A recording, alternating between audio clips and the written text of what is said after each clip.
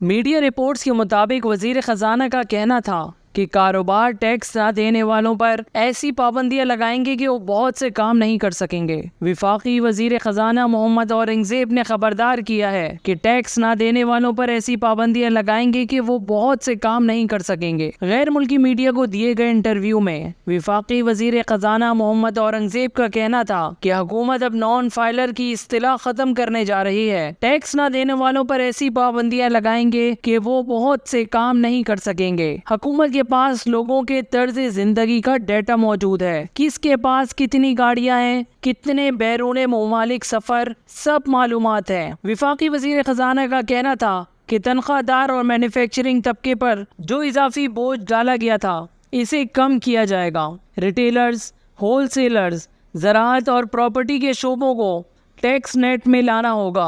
IMF पूछता है कि इसे कर्ज वापस कैसे करेंगे। हुकूमत के पास अब माशी इस्लाहात के सिवा कोई चारा नहीं। टैक्स नेट से बाहर के शोबों को टैक्स के दायरे कार में लाना होगा। गुज़िश्ता बरस महसूलात में 29% इजाफे के बावजूद टैक्स टू GDP की शरह 9% रही। 9% टैक्स टू GDP किसी भी मुल्क की मईशत को इस्तेहकाम नहीं दिला सकता।